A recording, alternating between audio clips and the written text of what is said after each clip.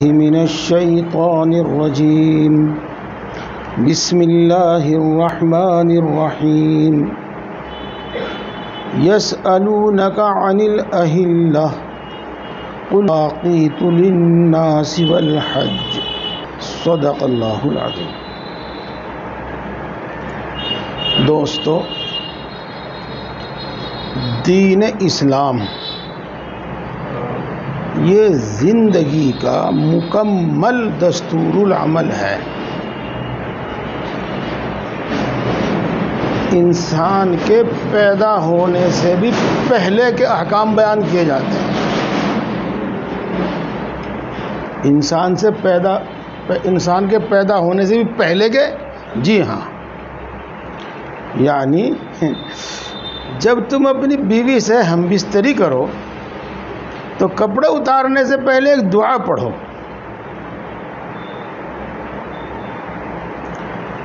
اے اللہ تو مجھے بھی اور میری اولاد کو بھی شیطان کے اثر سے بچا۔ یہ اور جب منی نکلے اور منی ہی حمل قرار پانے کا ذریعہ ہوتی ہے تو اس وقت یہ دعا پڑھیں کہ اے اللہ جو اولاد آپ ہمیں عطا فرماویں اس میں شیطان کا کوئی حصہ نہ ہو، یعنی اس وقت سے احکام شروع ہو گئے۔ اور جب بچہ پیدا ہوا اسے کان میں اذان پڑھو وغیرہ، اور جب انسان مر گیا اس کو نہلاؤ کفناؤ، اور قبر میں جب اس کو رکھا جاتا ہے تو اس کا رخ قبلے کی طرف کرو، یعنی صرف چہرہ نہیں بلکہ سینہ بھی، رخ اس کا قبلے کی طرف کرو۔ اور گویا کہ یہ اس انسان کے ساتھ ایک آخری معاملہ ہے، بس اس کے بعد تو پھر تختے رکھ کے مٹی ڈال دی جاتی ہے۔ اس لیے کہا کہ بچے کے پیدا ہونے سے بھی پہلے ہی سے احکام بیان کیے جاتے ہیں اور مرنے تک کے۔ اور انسان کی جو اپنی ذات سے متعلق ہے اس کے مسائل، اس کی بیوی سے متعلق جو مسائل ہیں وہ احکام وہ بیان کیے گئے ہیں، اس خاندان اس کے گھریلو کے جو احکام ہیں وہ بیان کیے گئے، پڑوس کے احکام بیان کیے گئے، بلکہ پورے ملک اور حکومت کے احکام بیان کیے گئے۔ اب اس سے آگے تو کچھ رہا نہیں، بین الاقوامی بھی بیان کیے گئے ہیں، اس میں بتاؤں گا میں آپ کو، تمام احکام بیان کیے گئے ہیں۔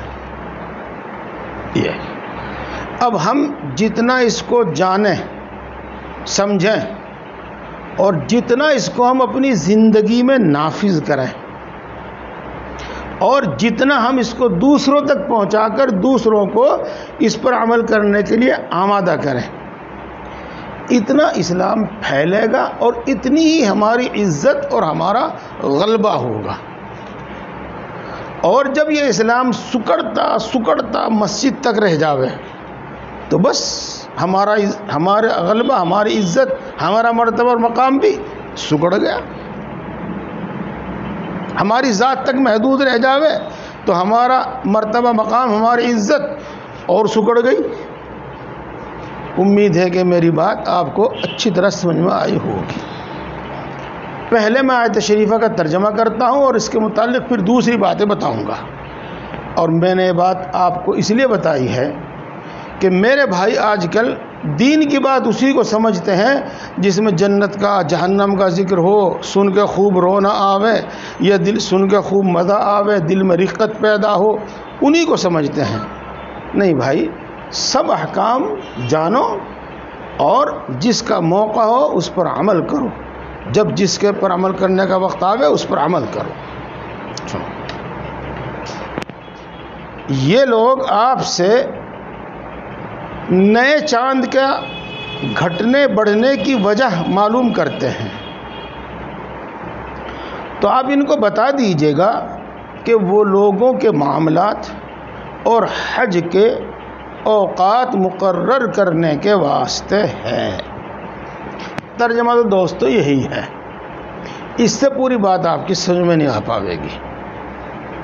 مسئلہ دراصل یہ تھا کہ صحابہ کرام رضوان اللہ تعالیٰ علیہم اجمعین نے رسول اللہ صلی اللہ علیہ وسلم سے پوچھا کہ پہلے دن چاند بہت باریک سا نکلتا ہے، دوسرے دن وہ اس سے بڑا ہو جاتا ہے، تیسرے دن اس سے بڑا ہو جاتا ہے، اور رفتہ رفتہ اسی طرح سے وہ مکمل چاند ہو جاتا ہے۔ تو یہ چاند گھٹتا بڑھتا کیوں ہے، یہ سوال کیا۔ تو اکثر و بیشتر رسول اللہ صلی اللہ علیہ وسلم وحی کا انتظار فرماتے۔ اگر پہلے سے اس سلسلے میں کوئی وحی آ چکی ہوتی تو جواب عطا فرما دیتے، اور اس سلسلے میں کوئی وحی نہ آئی ہو تو وحی کا انتظار فرماتے۔ آپ نے اس جواب میں وحی کا انتظار فرمایا تو اللہ تبارک و تعالیٰ کی طرف سے اس کا جواب یہ آیا۔ کیا آیا کہ سنو، چاند کیوں باریک نکلتا ہے، پھر بڑھتا بڑھتا وہ پورا چاند ہو جاتا ہے، اور پھر گھٹتے گھٹتے ختم ہو کر 28ویں تاریخ میں عام طور سے وہ بالکل غروب نظر نہیں آتا، بہت باریک سا نظر آتا ہے، اور پھر 2 دن یا 1 دن غائب رہ کر پھر وہ باریک سا نظر آتا ہے۔ ایسا کیوں ہوتا ہے، اس کو تو نہ تو تم سمجھ سکو گے، چونکہ یہ ایک باریک مسئلہ ہے، اور نہ ہی اس کے سمجھنے سے تمہاری دینی اور دنیا کی کوئی ضرورت متعلق ہے، اس پر موقوف ہے، لہذا اس کے تو جواب کی ضرورت نہیں۔ بس تم اتنا سمجھو کہ اللہ تبارک و تعالیٰ نے چاند کے نکلنے اور غروب ہونے اور چھوٹے سے بڑا ہونے اور بڑے سے چھوٹا ہونے کا یہ فائدہ ہے رکھا ہے کہ اس سے مہینہ متعین ہو جاتا ہے، اور اس سے مہینے کی تاریخیں متعین ہو جاتی ہیں، اور جب مہینہ متعین ہو جاتا ہے تو پھر اس سے سال متعین ہو جاتا ہے، اور یوں کہو اب کہ یہ اوقات دن تاریخ معلوم کرنے کا ذریعہ ہے۔ اس سے لوگ اپنے معاملات طے کرتے ہیں۔ مثال کے طور پر کہا کہ بھائی میں نے تم سے معاہدہ کیا میں یہ زمین خریدوں گا اور 6 مہینے کے بعد بے نامہ لوں گا، آج ایگریمنٹ ہو گیا اور 6 مہینے کے بعد بے نامہ ہوگا، تو اب ان 6 مہینوں کا کیسے علم ہوگا، کیسے پتہ چلے گا؟ وہ چاند کے گھٹنے بڑھنے سے پتہ چلے گا، چاند کے طلوع اور غروب سے پتہ چلے گا۔ اور اسی طریقے سے دنیا کے سارے معاملات جن میں کوئی نہ کوئی وقت متعین کیا جاتا ہے تو وہ دن تاریخ اور مہینے سے ہی متعین کیا جاتا ہے، اور تاریخ اور مہینہ یہ چاند سے معلوم ہوتا ہے۔ اور جس طریقے سے انسانوں کے معاملات کا وقت اس سے معلوم ہوتا ہے، ایسے ہی عبادت کے اوقات کا اس سے علم ہوتا ہے۔ مثال کے طور پر حج کا حکم ہے کہ وہ ذی الحج کی 9 تاریخ کو میدان عرفات میں ٹھہر کر حج ادا ہو جاتا ہے، 8 تاریخ سے سلسلہ شروع ہو جاتا ہے۔ تو کیسے متعین ہوگا کہ ذی الحج کا مہینہ آ گیا، اور کیسے متعین ہوگا کہ آج 8 ذی الحج ہے اور 9 ذی الحج ہے اور 10 ذی الحج ہے؟ تو یہ چاند سے ہی معلوم ہوگا۔ اور اسی طریقے سے رمضان المبارک، اسی طریقے سے قربانی کا وقت، بہرحال جو احکام اللہ تبارک و تعالیٰ نے وقت کے ساتھ متعین فرمائے ہیں ان کا وقت اس سے معلوم ہوتا ہے۔ یہ فائدہ بیان کرتے ہیں۔ آگے چلنے سے پہلے میں آپ کو ایک بات بتلا دیتا ہوں۔ ڈاکٹر صاحب اپنی ڈاکٹری کی معلومات تو رکھتے ہیں، لیکن ایسا بہت کم ہوتا ہے کہ ڈاکٹر صاحب کو جغرافیے کا بھی علم ہو کہ فلاں چوٹی کتنی اونچی ہے اور فلاں شہر سے فلاں شہر تک کا فاصلہ کتنا ہے، وغیرہ وغیرہ، یہ ان کو معلوم نہیں ہوگا۔ جو شخص جغرافیہ جانتا ہے، بھگول کہتے ہیں آپ لوگ اس کو، میں نہیں کہتا اسے. جو لوگ جغرافیہ جانتے ہیں اکثر و بیشتر ان کو یہ معلوم نہیں ہوتا کہ بھائی مکان میں کتنی دور پر پلر لگایا جاتا ہے، کتنی دور پر بیم لگایا جاتا ہے، اور کتنی لمبائی کا پلر بیم کتنا موٹا ہونا چاہیے، یہ انجینئر صاحب کو معلوم ہے. تو یہ ضروری نہیں ہے کہ علماء کرام کو سبھی باتوں کا علم ہو. وہ دین سے متعلق احکام اور مسائل کا علم رکھتے ہیں، تو ان سے فضول باتیں نہ دریافت کی جائیں، بلکہ جس سے عقیدے کا تعلق ہے، عقیدہ آپ جانتے ہیں، جس سے عمل کا تعلق ہے، جس سے اخلاق کا تعلق ہے، اور جس سے حلال اور حرام کا تعلق ہے، ایسے مسائل دریافت کیے جائیں. اللہ تبارک و تعالیٰ نے اسی واسطے صحابہ کرام کے اصل سوال کا جواب نہ دے کر اس سے جو دین کا فائدہ متعلق تھا وہ بتا دیا. یہ بات بھی، دوسری بات بھی آپ کی سمجھ میں آگے ہوگی انشاءاللہ تعالی. اب سمجھو، ہمیں معلوم ہے خود کہ رمضان متعین ہوتا ہے چاند سے، اور اسی طریقے سے قربانی کے دن متعین ہوتے ہیں چاند سے، اور حج کے دن متعین ہوتے ہیں چاند سے. یعنی جو عبادات ہیں ان کے اوقات متعین کیے جاتے ہیں چاند کے حساب سے. حالانکہ جس طریقے سے مہینہ، تاریخ، سال چاند سے معلوم ہوتا ہے، ایسے ہی سورج سے بھی معلوم ہوتا ہے، ایسے ہی سورج سے بھی معلوم ہوتا ہے. اللہ تبارک و تعالیٰ نے ایک دوسرے مقام پر ارشاد فرمایا ہے کہ اللہ تعالیٰ نے سورج کی منزلیں متعین کی ہیں. یعنی سورج کے جو یہ زمین کے گرد یہ گردش کرتا ہے، چکر لگاتا ہے، تو اللہ تعالیٰ نے اس کا ایک پورا نظام مقرر کیا ہے، اور اس نظام کے مطابق ہی سورج گردش کرتا ہے. اور یہ اس لیے مقرر کیا ہے اللہ تبارک و تعالیٰ نے لِتَعْلَمُوا عَدَدَ السِّنِينَ وَالْحِسَابِ، تاکہ تم اس سے اپنا حساب کتاب رکھو، اور تاکہ تم اس سے سالوں کی تعین، سالوں کی تعداد متعین کر لو. تو چاند سے بھی حساب لگتا ہے، مہینے، تاریخ اور سال کا، اور سورج سے بھی حساب لگتا ہے، مہینے، تاریخ اور سال کا. ٹھیک ہو، اور دونوں اللہ تبارک و تعالیٰ کے مقرر کیے ہوئے ہیں، اور قرآن پاک میں دونوں ہی کا ذکر بھی ہے. ٹھیک. اب ہم لوگ اسی واسطے چاند کا مہینہ، چاند کی تاریخ، یعنی قمری مہینہ، یوں بھی کہتے تھے، قمر کے معنی چاند کے ہیں نا عربی میں، قمری مہینہ، قمری تاریخ، اس طرح سے متعین کر دیتے ہیں. اور جو وہ سورج سے حساب لگایا جاتا ہے اس کو ہم کہتے ہیں شمسی، شمسی مہینہ، شمسی سال، یوں اس کو ہم یوں کہتے ہیں. یہ ہوگا، دونوں اللہ تبارک و تعالیٰ کے متعین کیے ہوئے ہیں. لیکن چونکہ اللہ تبارک و تعالیٰ نے عبادت کا حساب چاند کے حساب سے رکھا، سورج کے حساب سے نہیں رکھا، اس واسطے چاند کی تاریخ اور مہینوں کو جاننا اور یاد رکھنا یہ فرض کفایہ ہے.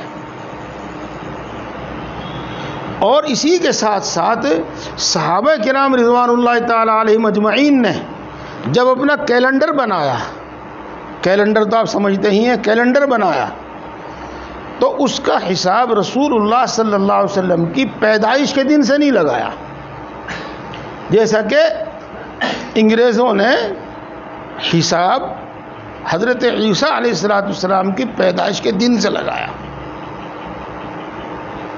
اور نہ رسول اللہ صلی اللہ علیہ وسلم کی وفات کے دن سے اس کا حساب لگایا، بلکہ جس دن آپ صلی اللہ علیہ وسلم نے مکہ مکرمہ سے مدینہ منورہ کی طرف ہجرت فرمائی تھی اس دن اس سے حساب لگایا. اسی واسطے چاند کے جو مہینے ہیں اور ہمارا جو حساب ہے اس کو ہم کہتے ہیں ہجری، 1443 ہجری، ہم ہجری کہتے ہیں. تو میں پھر کہوں بات، چونکہ اللہ تبارک و تعالیٰ نے دینی احکام میں چاند کی تاریخوں کا حساب لگایا، اور صحابہ کرام رضوان اللہ تعالیٰ علیہم اجمعین نے اپنے تمام معاملات کے واسطے سن ہجری اور چاند کے مہینوں کا حساب لگایا۔ اس واسطے مسلمانوں کو چاہیے کہ اپنے تمام معاملات کا حساب وہ چاند کے مہینوں سے اور چاند کی تاریخ سے رکھیں۔ یہ ہے۔ اور شمسی مہینہ، جس کو آج کل ہم انگریزی مہینہ کہتے ہیں، وہ ناجائز نہیں ہے، وہ پہلے بتا چکا ہوں کہ وہ بھی اللہ تبارک و تعالیٰ کے متعین کرنے سے ہی ہے، یہ وہ بھی ہے۔ اب تک اسلامی ممالک میں تمام کام ہجری سے ہی ہوتے تھے اور چاند کی تاریخوں سے ہی ہوتے تھے۔ اللہ معاف کرے، زوال کی طرف جا رہے ہیں، الحمدللہ علماء کی تعداد بڑھ رہی ہے، اور الحمدللہ عوام دین کی طرف بڑھتے چلے آ رہے ہیں، لیکن غضب کی بات یہ ہے کہ حکام لوگ جو ہیں، مسلم سربراہ جو ہیں، وہ جہالت کی طرف بڑھتے جا رہے ہیں۔ ہم نے سنا کہ سعودیہ میں بھی اب چاند کا حساب ختم کر کے وہ شمسی مہینوں سے حساب شروع کر دیا ہے، یعنی انگریزی مہینوں سے حساب شروع کر دیا ہے۔ تو یہاں پر یہ ہے، اور یہ کم سے کم اس کا درجہ مستحب کا تو ضرور ہے ہی، اور چاند کی تاریخ کا مہینوں کا حساب رکھنا یہ فرض کفایہ ہے۔ ضرورت کے واسطے، جیسا کہ آج تک ہمارا طریق چلا آ رہا تھا کہ مثلا آج ہے 26 محرم الحرام 1443 بروز اتوار مطابق 5 ستمبر 2021 اس طرح لکھتے تھے۔ تو یہی طریقہ رائج رکھو، اپنی شادی بیاہ میں، اپنے حساب کتاب میں اسی کو رائج رکھو۔ بس یہاں تک میں نے آپ کو بتا دیا، اب آگے چلیں۔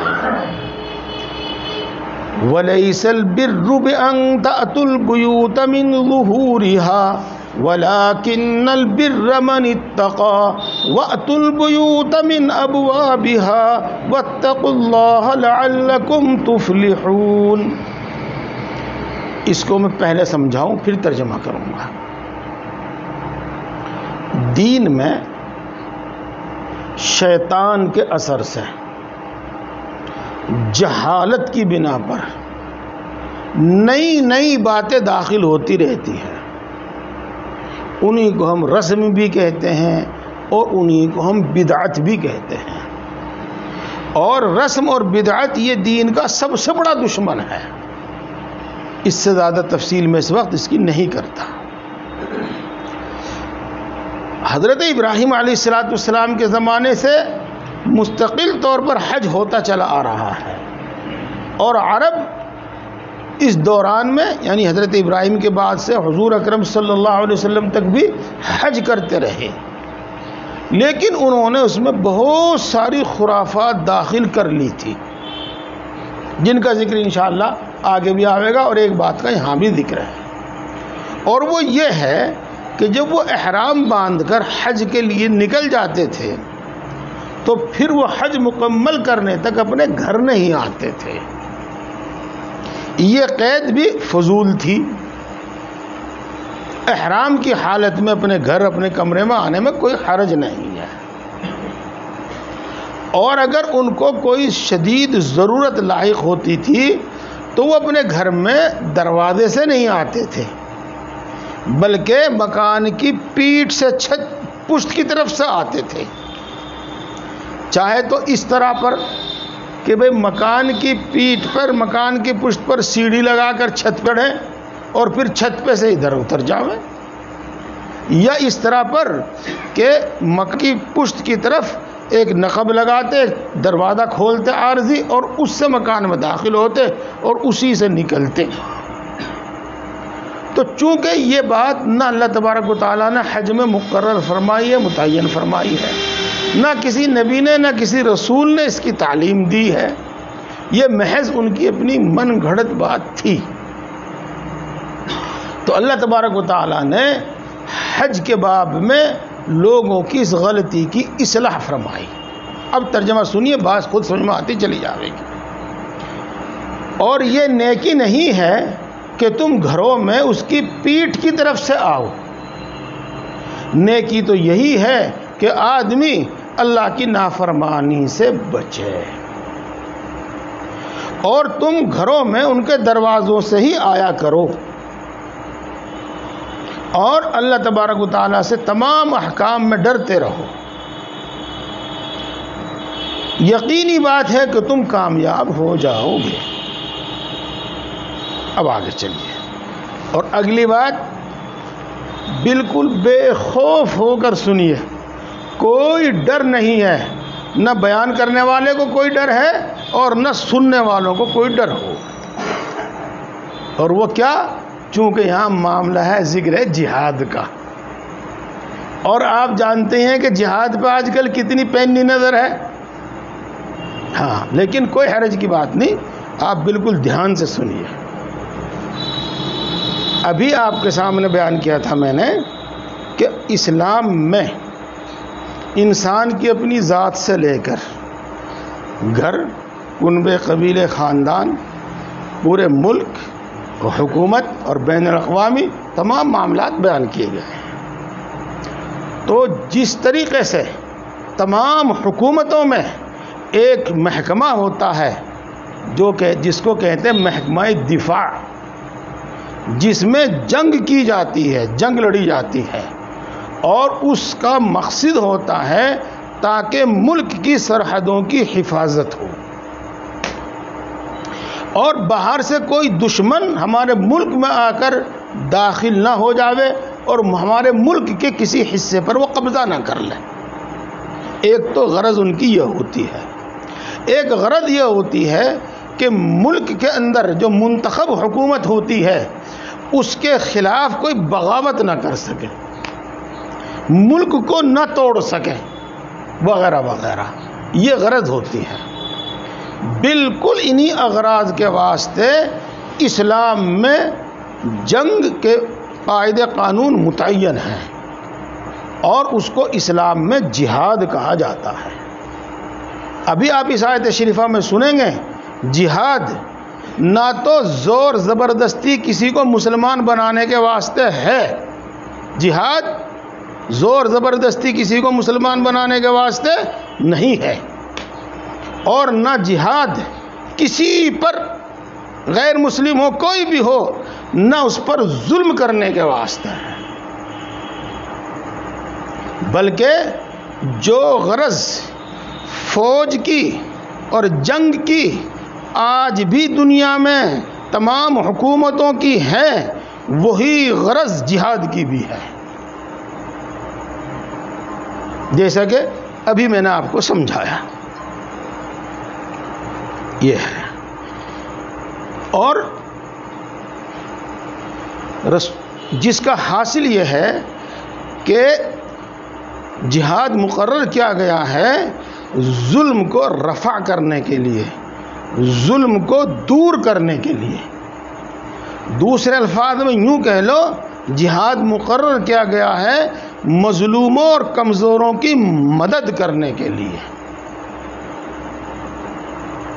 یہ دیکھو، یہ بات میں نے آپ کو اپنے الفاظ میں بتائی.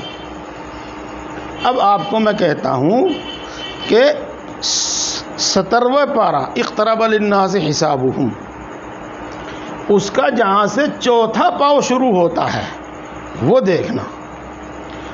یہ سب سے پہلی آیت شریفہ ہے جو جہاد کے متعلق نازل ہوئی.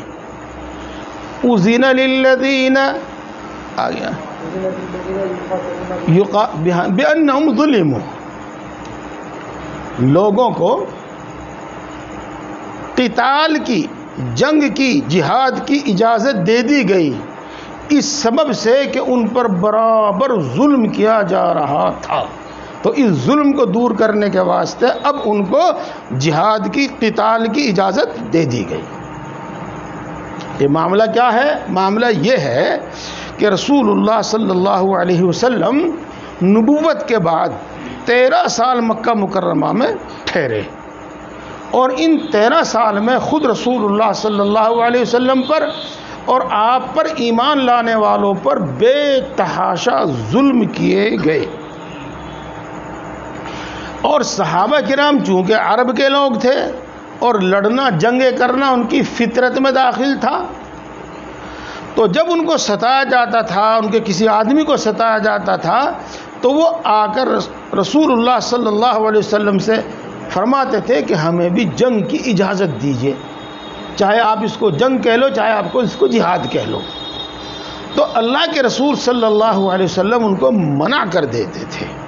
غرض پوری مکی زندگی میں 13 سال تک صحابہ کرام رضوان اللہ تعالیٰ علیہ مجمعین کو جہاد کرنے کی اجازت نہیں ہوئی، جنگ کرنے کی اجازت نہیں ہوئی. جب مدینہ منورہ تشریف لے آئے تو مدینہ منورہ تشریف لانے کے بعد وہ آیت شریفہ نازل ہوئی، اور سن 2 ہجری میں سب سے پہلی جنگ ہوئی جس کو آپ اور ہم غزوہ بدر کے نام سے جانتے ہیں. تو دیکھو اس آیت شریفہ کی روشنی میں آپ وہ بات اچھی طرح سمجھ گئے جو میں نے ابھی آپ کے سامنے بتائی کہ جہاد وہ دعوت اسلامی کے واسطے نہیں، دعوت و تبلیغ کے واسطے نہیں ہے، وہ تو ظالموں کے ظلم کو دور کرنے کے واسطے ہے، اور وہ تو ظالموں کی مظلوموں کی مدد کرنے کے واسطے ہے، اور وہ تو اسلامی مملکت کی سرحدوں کی حفاظت کے واسطے ہے، اور وہ تو اسلامی ملک کے اندر بغاوتوں کو ختم کرنے کے واسطے ہے. یہ بات بھی ہو گئی. اب آگے چلیے، اس میں کیا خرابی ہے؟ اگر اسلام نے یہ حکم دیا ہے، یہ قانون مقرر کیا ہے، تو اس میں الگ سے کیا نئی کیا چیز ہے؟ اس میں خرابی کیا ہے؟ اس میں کوئی خرابی نہیں ہے، اس میں کوئی خرابی نہیں. یہ اچھا جی، اب آگے چلیے. جب مکہ مکرمہ میں جب تک رہے جہاد کی اجازت نہیں ہوئی، مدینہ منورہ میں آئے تو جہاد کی اجازت ہو گئی.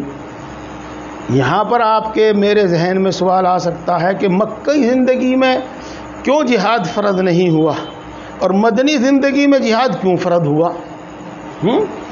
ہاں، تو دیکھو، نماز کے صحیح ہونے کے واسطے کچھ شرطیں ہیں بھائی. ہاں ہیں. نماز کے باہر کے فرض ہیں نا 7، یہ شرائط نماز کہلاتے ہیں. نماز کے صحیح ہونے کی شرطیں ہیں. یہ ہے. روزے کے واسطے بھی کچھ شرط ہے فرض ہونے کے واسطے. میں زیادہ باریکی میں نہیں جاتا، آسان مثال کے طور پر عورت پر روزہ اسی وقت فرض ہوگا جب کہ وہ حیض و نفاس سے پاک ہو.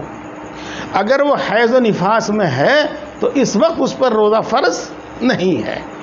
تو روزہ فرض ہونے کے واسطے بھی کچھ شرطیں ہیں. اسی طرح میرے دوستو، حج کے فرض ہونے کے واسطے بھی شرط ہے کہ کم از کم اس کے پاس اتنا مال ہو کہ وہ اپنے گھر میں اتنا چھوڑ کر جاوے کہ اس کے آنے تک اس کے بیوی بچوں اور جن کا خرچہ نفقہ اس کے ذمہ ہے سب کا خرچہ پورا ہو جاوے، نہ ان کو کوئی تنگی ہو، نہ ان کو مانگنے کی ضرورت پیش آوے، نہ ان کو قرض لینے کی ضرورت پیش آوے. اور جب وہ حج کے لیے جاوے تو گھر سے جا کر نکل کر واپس آنے تک اس کے پاس ضروری خرچ موجود ہو، اس کو نہ کسی سے مانگنے کی ضرورت پیش آوے، نہ اس سے کسی سے قرض لینے کی ضرورت پیش آوے. تب حج فرض ہوگا، اس سے پہلے نہیں فرض ہونے کا.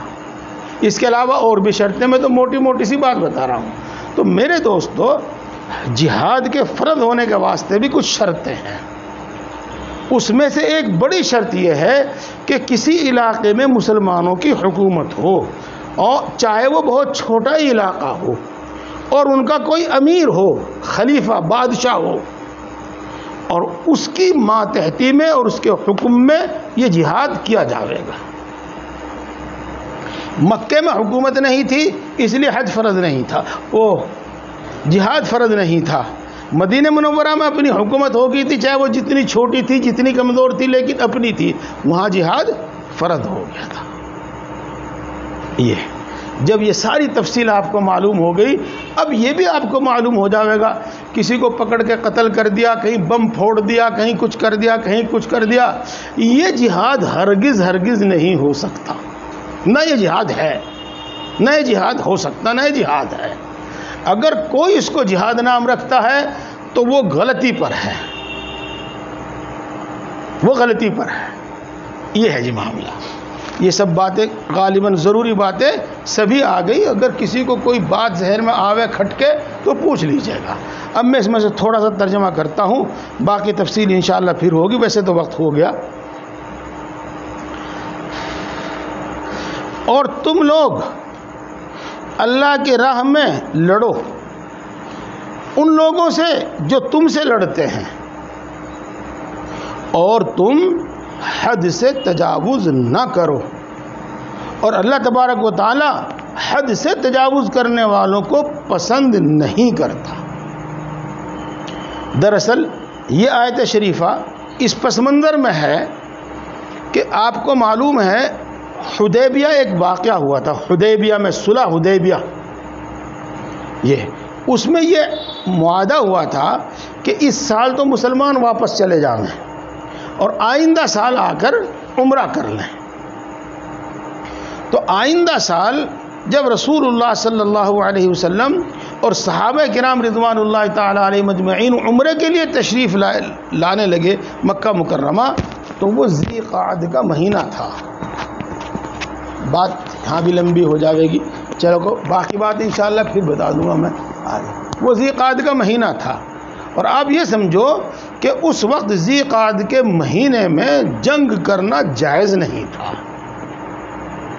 پھر انشاءاللہ اگلے ہفتے بتاؤں گا اس کی تفصیل۔ جنگ جائز نہیں تھا، اور جس طریقے سے ذی قعدہ کے مہینے میں جنگ کرنا جائز نہیں تھا، اسی طریقے سے مکہ مکرمہ میں جو حدود حرم ہیں، ہم تو حرم شریف سمجھتے ہیں صرف مسجد کے حصے کو، لیکن صرف مسجد کا حصہ نہیں بلکہ بہت بڑا حصہ ہے وہ، اتنے میل ادھر، اتنے میل ادھر، اتنے میل ادھر، اتنے میل ادھر، بہت بڑا ایریا ہے وہ، حرم شریف کہلاتا ہے۔ اس میں کسی کا شکار جائز نہیں، کوئی درخت کاٹنا جائز نہیں، گھاس کاٹنا جائز نہیں، کسی کو قتل کرنا جائز نہیں، وہاں جنگ کرنا جائز نہیں۔ تو صحابہ کرام رضوان اللہ تعالی علیہ مجمعین کو یہ فکر ہوئی کہ اگر ہم عمرہ کرنے کے لیے گئے اور قریش مکہ اپنے وعدے سے پھر گئے، اپنے معاہدے کے، ہم سے وہ لڑنے مرنے کے لیے تیار ہو گئے، اور انہوں نے ہم کو مکے میں داخل نہ ہونے دیا، تو یہ ایک صورت ہے کہ پھر ہم اس مرتبہ بھی واپس چلے آئیں۔ ایک صورت یہ ہے کہ ہم ان سے جنگ کریں۔ اگر ہم جنگ کر دیں گے، ایک تو اس مہینے میں جنگ کرنا لازم آئے گا جس مہینے میں جنگ کرنے کی اجازت نہیں ہے، اور دوسرے حرم کے اندر جنگ کرنا لازم آئے گا جس میں جنگ کرنے کی اجازت نہیں ہے۔ تو اللہ تبارک و تعالیٰ نے اس کا جواب یہ عطا فرمایا کہ تم جاؤ عمرہ کرنے کے واسطے، اگر وہ اپنے عہد و پیمان کی خلاف ورزی کرتے ہیں اور جنگ پر آمادہ ہوتے ہیں تو تم بھی ان سے جنگ کرنا۔ ہاں، حرم کے اندر اور اس محترم مہینے میں تم اس وقت تک جنگ نہ کرنا جب تک وہ جنگ کی ابتدا نہ کر دیں۔ اگر وہ جنگ کی ابتدا کریں تو تم ان کے جواب میں جنگ کرنا، اور اگر وہ جنگ نہ کریں تو ٹھیک ہے، کوئی بات نہیں، اپنا عمرہ کرو اور واپس آ جاؤ۔ باقی تفصیل انشاءاللہ اس کے اگلے ہفتے ہوگی۔ اللہ تبارک و تعالیٰ ہم سب کو سمجھ اور عمل کی توفیق عطا فرمائے۔